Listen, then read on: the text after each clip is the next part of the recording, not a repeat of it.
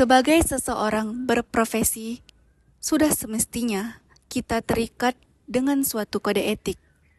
Mempelajari kode etik psikologi bertujuan agar kita tetap profesional dalam menjalankan pekerjaan dan menerapkan batasan untuk menghindari hal-hal yang tak diinginkan.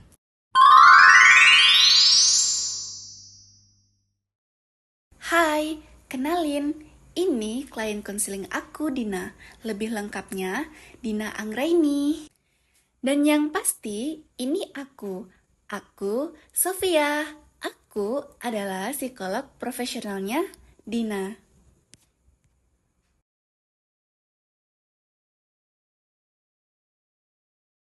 Halo Dina, apa kabar? Udah lama ya nggak kesini. Iya kak, akhir-akhir ini Dina lagi sibuk kak. Jadi jarang ketemu kita. Terus sekarang tuh Dina pengen cerita sama kakak kak. Cerita? Iya, Cerita apa sih yang sedang kamu alami sekarang?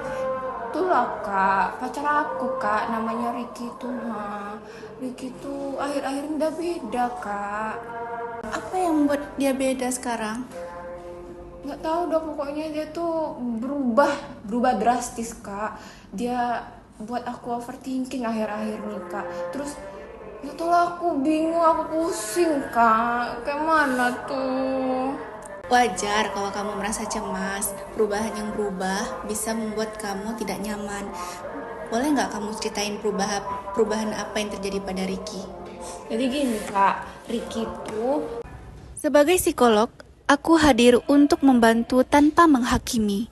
Tapi, dalam setiap hubungan profesional, ada batas yang harus dijaga. Ini Ricky, dia adalah teman aku dan sekaligus pacarnya Dina. Sophia kak?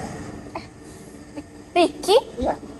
Ya ampun, udah lama ya gak ketemu. Lama gak ketemu. Apa kabar? Alhamdulillah baik. Sekarang kerja di mana? Lagi ngendel perusahaan di bidang persawitan. Ini lagi ngecek apa keluaran bulanan.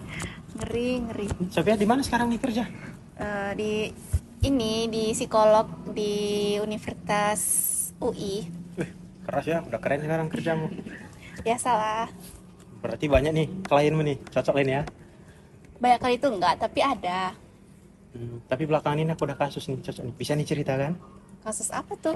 Uh, Berhubung nih, kamu sekarang udah psikolog nih. Aku mau cerita dikit nih. Aku belakangan ini ada permasalahan. Ini terkait hubungan ya. Aku kan sekarang lagi ada hubungan sama Dina Anggraini. Tapi belakangan ini kami ada konflik. Dia merasa aku udah banyak berubah tuh. Kamu gimana sih menurutmu nih? Kan kamu udah psikolog nih. Coba dong kasih saran untukku. Dina Anggraini? Iya, namanya Dina Anggraini. Dan kami sekarang lagi dalam hubungan. Tapi belakangan ini kami seperti ada masalah. Karena dia mengatakan bahwasanya aku udah banyak berubah. Tapi ya pada sebenarnya aku gini-gini aja. Nggak ada berubah sama sekali. Jadi gimana sih itu seharusnya?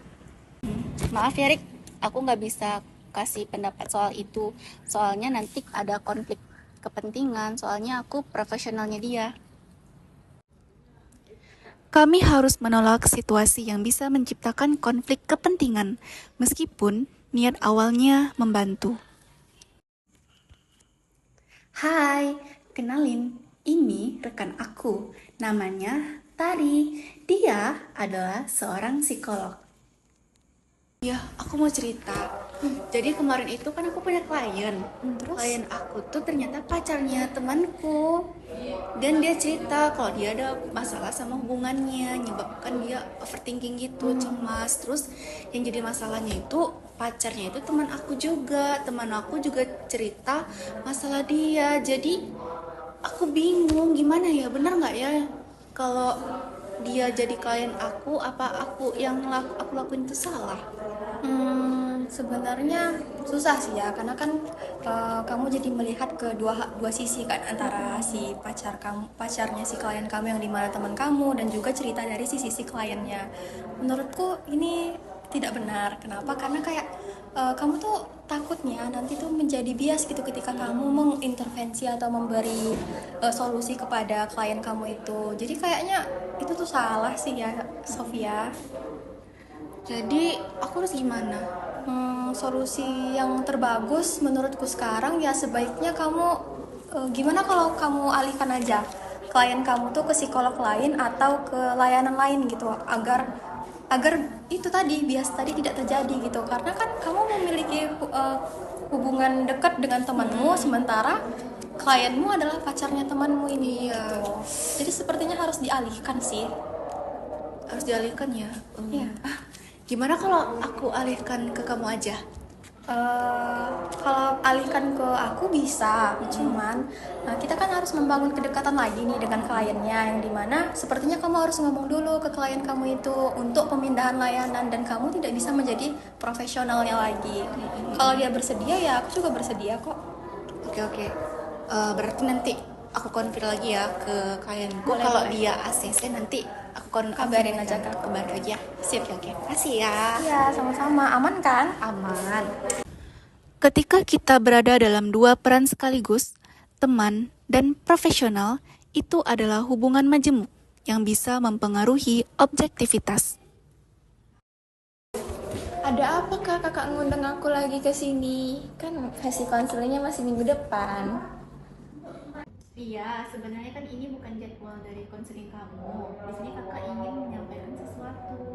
Mau nyampaikan apa kak? Jadi karena satu dan lain hal, untuk sesi selanjutnya nanti akan dialihkan ke psikolog tari. Tapi kakak percaya kok nanti kamu bakal nyaman bersama beliau. Oh kenapa kak? Emangnya aku ada salah apa? Apa aku salah ngomong gitu waktu konseling kemarin? Enggak, kamu nggak salah. Ini setelah kakak pikir-pikir dan melakukan pertimbangan,